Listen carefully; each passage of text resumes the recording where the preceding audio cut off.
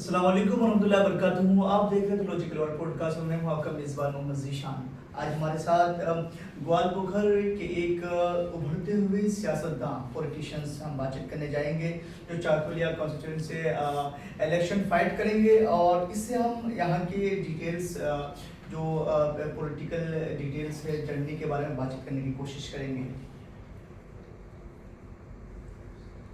सबसे पहले हम आपका एडवोकेट फिरोज साहब का इस हमारे पॉडकास्ट में बहुत बहुत वेलकम करते हैं और खैर मकदम करते हैं कि आपने अपना कीमती वक्त हमें दिया।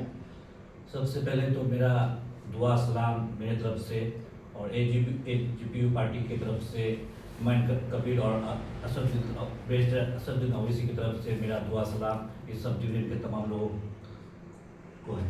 बहुत बहुत शुक्रिया। एडवोकेट फिरोज साहब उर्फ राजा साहब जी, राजा से मुझे सब पहचानते हैं। आप राजा के नाम से मशहूर हैं लेकिन एडवोकेट हैं।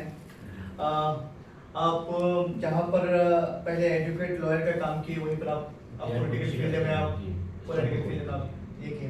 तो आप जो ये एडवोकेट का भी काम कर रहे हैं फिलहाल कहाँ पे कर रहे हैं? इस्लामपुर सब डिवीजन कोर्ट में जी वहाँ वहीं पे काम कर रहे करता हूँ। हैं। जी एडवोकेट फिरोज साहब, आपको हमने पिछले कई सालों से हमने देखा कि आप टीएमसी पार्टी में बड़े एक एक्टिवली बहुत सॉरी टीएमसी नहीं कम्युनिस्ट पार्टी में फिर से हम इस सवाल को दोहराएंगे आपके लिए। एडवोकेट फिरोज साहब, पिछले कई सालों से हम आपको देख रहे हैं कि आप विक्टर साहब के साथ रह करके कांग्रेस पार्टी में बड़े एक्टिविटी के साथ काम कर रहे थे और लोगों को यही लग रहा था कि फिरोज साहब कांग्रेस के लिए ही है और कांग्रेस ही के लिए बहुत अच्छी तरह से काम करेंगे, लेकिन इलेक्शन आने से कुछ दिन पहले ही आप दूसरी पार्टी में ज्वाइन कर देते हैं। आखिर कांग्रेस पार्टी को छोड़ने की क्या वजह थी? सबसे पहले तो मैं आप लोगों को बताना चाहूँगा कि मैं एक हसास इंसान हूँ। एक हसास इंसान के नाते जो मुझे अच्छा लगा, सबसे पहली बात तो ये है कि कांग्रेस पार्टी का हाल यहाँ देख ही रहे। कांग्रेस पार्टी यहाँ एक मोहित ग्रुप है, एक दिवादास ग्रुप है, एक नसीम साहब ग्रुप है। आपस में बटे हुए आपस में बटने से जानते ही हैं हिंदुस्तान में मुसलमान आपस में बटने की वजह से आज हम लोग की हालत क्या है। आज हम लोग अपने ही देश में अपने कागज दिखाते हुए फिर रहे हैं। तो मैं देखा कि मैं अपनी बात रख ही नहीं पाऊंगा। मेरे बड़े लीडर, मेरे जो गार्जियन है वो ऐसा कर रहा है। मैं यहाँ एक तब्दीली के लिए आया। मैं चाह रहा था कि यहाँ कुछ बदलाव हो इस सब डिवीजन में। हम लोग हसास लोग थे। हम लोग चाह रहे थे कि आने वाले दिन में कुछ एक बदलाव होगी, बदलाव की राजनीति चलेगी। हम लोग यहाँ का एजुकेशन सिस्टम को ठीक करेंगे, यहाँ का हेल्थ सिस्टम को ठीक करेंगे। यहाँ उर्दू जो यहाँ की रूह में बसी हुई है, जो टीएमसी और कांग्रेस और डिफरेंट पार्टी जो 50 साल से या आज़ादी के बाद से यहाँ है, लेकिन इनको हम लोग को महरूम करके रखी है उर्दू जुबान। हाँ, उर्दू जुबान को इस सब जीवन के लोग, चाकुलिया के लोग, ग्वालपुर के लोग कितने मोहब्बत से ये करते। चाहो हम लोग जब छोटे थे, बचपन में हम लोग जब छोटे थे तो मिर्ज़ा गालिब और इकबाल की शेरों को सुन के दिल को बहुत सुकून मिलता था। लेकिन वो ज़माना ख़त्म हो चुका है। हम लोग आजकल हिंदी अलग, हम अपना उर्दू जुबान रहते हुए हम लोग दूसरे उर्दू जुबान है एक जो मुस्लिम लैंग्वेज के जान से भी जाने, और ये उर्दू जुबान से कहीं ना कहीं हम लोग मुस्लिम कौम खासकर वाबस्ता है उस कौम से। उस कौम से अगर उस लैंग्वेज से अगर आप जुड़े रहेंगे तो कहीं ना कहीं आप सच्चाई, ईमान और अपनी हिस्ट्री से वाबस्ता रहेंगे। और जिस कौम ने भी अपनी हिस्ट्री को भुलाने की कोशिश की, अपने जुबान को, अपने बाबा अजदाद के नाम को, अपने इनको, तो वो कौम सफाई हस्ती से मिट गई बिल्कुल। हाँ। अच्छा, मतलब ये है कि आपसे जो डिफर है, इख्तलाफात है, कांग्रेस पार्टी में दो ग्रुप बने हुए हैं, जब आपने इसको ऑब्जर्व किया बहुत करीब से तो आपको लगा कि इस पार्टी में कोई फ्यूचर नहीं है, फिर आपने छोड़ने का फैसला किया। यही वजह है आपकी? जहाँ तक फ्यूचर बात है, हम लोग फ्यूचर के लिए तो राजनीति नहीं करने आए हैं। हम लोग समाज में बदलाव के, जैसे मैंने आपको बताया कि बदलाव के लिए आए थे। मैं एक अंधा सा वर्कर था, समाज सेवा दल का जनरल सेक्रेटरी था। हमसे बड़े बड़े वहाँ विक्टर साहब थे, नसीम साहब थे, दिवादास मुंशी, इन लोग का पार्टी है। वैसे भी ग्वालपोखर तो कांग्रेस की मिट्टी है। लोग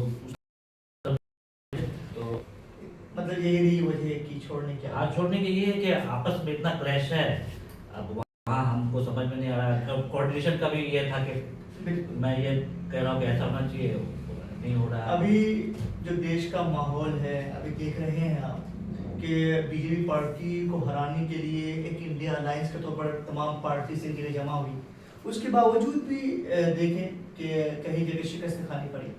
लेकिन इस माहौल में जहाँ पर एक टीएमसी बहुत अच्छी तरह से काम कर रही है वेस्ट बंगाल में, वहाँ पर इस तरह की पार्टीज आना, क्या आपको नहीं लग रहा है कि इससे मुस्लिम वोट्स बढ़ जाएंगे और बीजेपी का रास्ता पूरा आसान हो जाएगा और बीजेपी आसानी से जीत हासिल कर लेगी?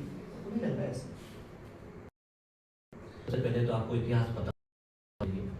मैं तमाम दर्शकों को बताना चाहता हूँ कि आपको पहले इतिहास पता होना चाहिए कि ये एजीपी पार्टी क्यों वजूद में आई। जी।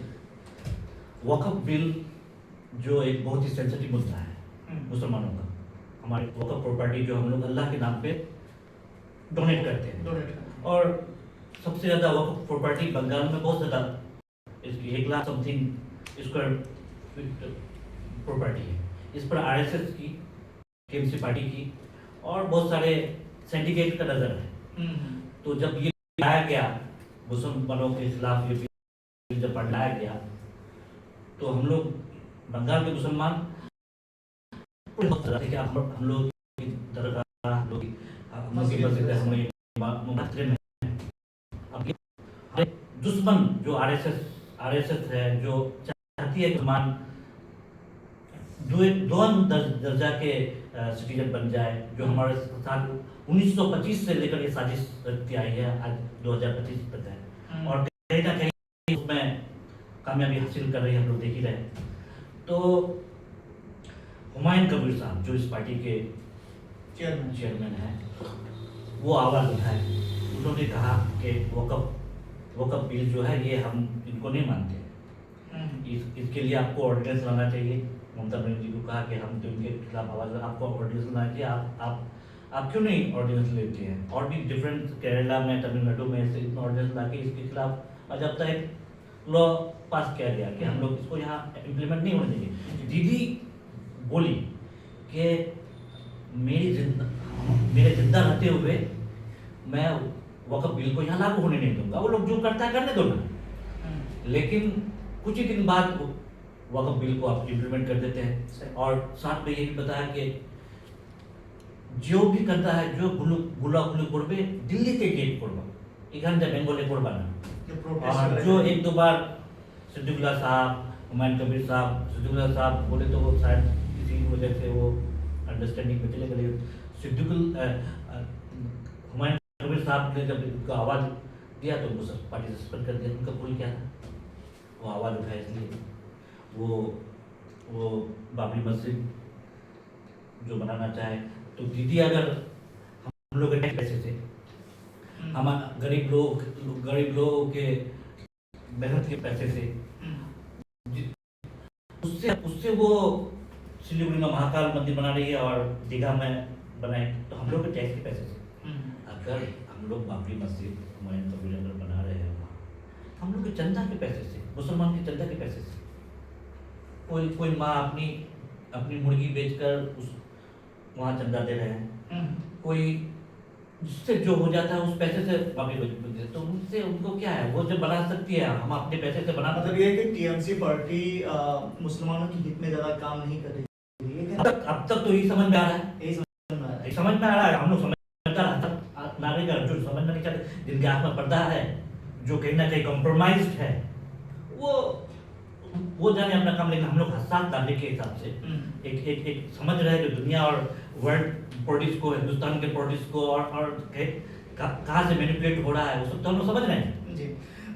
एडवोकेट फिरोज साहब, चाकुलिया से इस बार एजेयूपी पार्टी यानी आम जनता उन्नयन पार्टी से कैंडिडेट हैं और यहाँ से लड़ेंगे। इस पार्टी में शामिल होने की मेन वजह क्या रही? इस पार्टी में शामिल होने की बात यही है कि मुसलमान को रिप्रेजेंटेशन की जरूरत है, अपनी बातें पहुंचाने की जरूरत है। हम नजर के सामने हमारे इमाम बाड़ों को, कबीरों को और इसको लूट रहे हैं, आरएसएस वाले लूटने की साजिश नहीं कर रहे। हम्म। हम लोग बैठ के तो यहाँ तमाशा नहीं दे सकते। हम्म, तमाशा देख सकते हैं क्या? एक हसास नागरिक के हिसाब से एक कौम के एक हसास हाँ Citizen होने के सिटीजन नाते। होने के की वजह से देख के नहीं रह सकते। तो हम लोग सोचा कि हुमायूं का, हम लोग तो नहीं सोचा, हुमायूं कबीर साहब हिम्मत दिखाए, वो दीदी के आंख में आंख डाल कर बताए कि हम मुसलमानों के रिप्रेजेंटेशन के लिए काम करेंगे। अरे 50 लाल असेंबली के मेंबर्स हो और एक ही अगर रिप्रेजेंटेशन हम लोग दे पाएंगे तो हमारी कौम की बात तो वहाँ पहुँचेगी। तो हम लोग चाहेंगे कि हम लोग आने वाले दिन में जो टीएमसी के कद्दावर नेता है, जो कॉम्प्रोमाइज्ड है,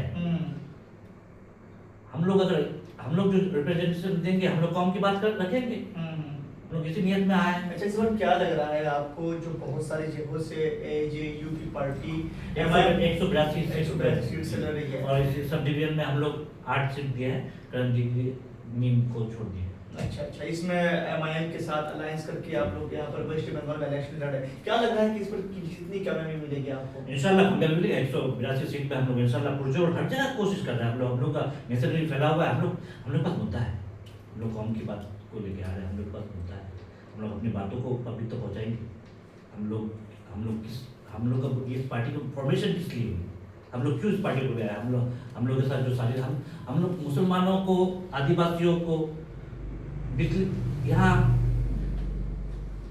खामोश कर दिया गया। इनके लिए डेवलपमेंट का काम हुआ नहीं। हम लोग यहाँ आए हैं, इस पार्टी को का फॉर्मेशन हुआ कि माइनॉरिटीज की फलाह बहबूद के लिए जो भी कदम उठाना पड़े, हम लोग मीम पार्टी और एजीपीयू से हम लोग का अलायंस है। हम लोग जानते हैं, हम लोग के पास इंटेलेक्चुअल्स है। हम लोग को मुसलमानों के खिलाफ बहबूद के लिए कहाँ कैसे क्या काम करना हो, कैसे निकलना होगा, हम लोग निकालेंगे। हम लोग स्कूल बनाएंगे, उर्दू मीडियम स्कूल बनाएंगे, हॉस्पिटल्स को बेहतर बनाएंगे, हम लोग पार्क्स बनाएंगे, हम लोग हॉस्पिटल बनाएंगे। जो भी चाहिए यहाँ इस इलाके की जरूरत है, जो बेसिक नीड्स है, उस पर हम लोग काम करेंगे। आपको लग रहा है कि इस बार एजेयू की पार्टी जो एमआईएम के साथ अलायंस करके यहाँ पर इलेक्शन लड़ेगी है, इस पर मुस्लिम वोटर्स भरोसा करेंगे, ट्रस्ट करेंगे? क्यों नहीं करेंगे? मुसलमान बड़े ऐसे भी नहीं है कि मुसलमान कौम इतनी भी अभी बैकफुट नहीं चलेगी, इतनी भी उनके दिमाग में गोबर भरा हुआ है। वो समझ रहा है, वो समझेगा।